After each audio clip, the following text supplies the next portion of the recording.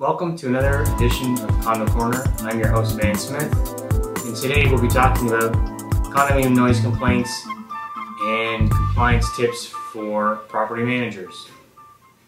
In a neighborhood of single-family homes, when a neighbor hangs up a painting or listens to music, it usually doesn't annoy their neighbors. However, for a condominium corporation, this isn't the case. Loud music and noise are typical complaints as it disturbs the surrounding neighbors. Fortunately, condos do have rules on noise. And I have a sample here of a Toronto Condominium Corporation rules which reads, quiet enjoyment. No noise shall be permitted to be transmitted from one unit to another. If the board determines that any noise is being transmitted to another unit and that such noise is an annoyance or a nuisance or disruptive, then the owner of such unit shall at his expense take such steps as shall be necessary to abate the noise. Makes sense? At the satisfaction of the board.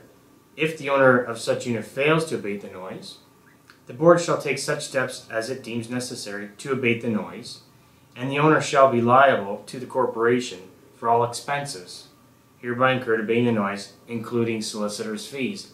So it's pretty clear from this sentence that neighbors have an obligation not to create noise, and what can happen if they do create noise and they don't stop.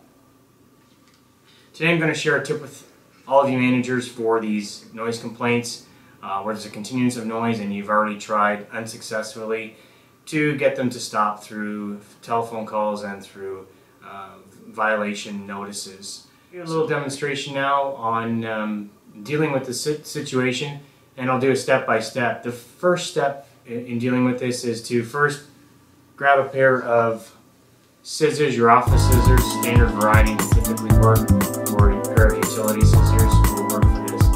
For the second step, I'm going to take you to the suite, and we'll go from there.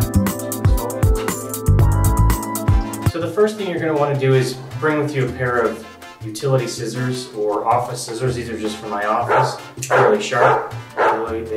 They're required for this next step. Then second step, what you're going to want to do is knock on the door, get the attention of the resident owner, and explain to them that they have not been answering the phone calls and they have not taken warning from the previous notice of violations that have been sent from the management office for them to stop the continuation of noise from their loud stereo system. Then what you're going to want to do is gain access to the unit to complete step number 3. So follow me.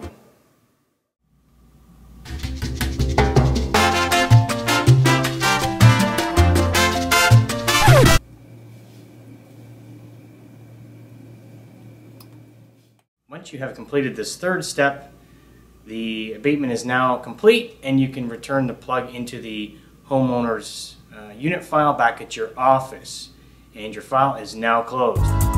Thank you for watching this edition of Condo Corner. Please join me next edition when I talk about other helpful tips for compliance when it comes to noise. My personal favorite, the use of the garbage compactor to compact tubas, and that's 100% successful. So once again, thank you for watching.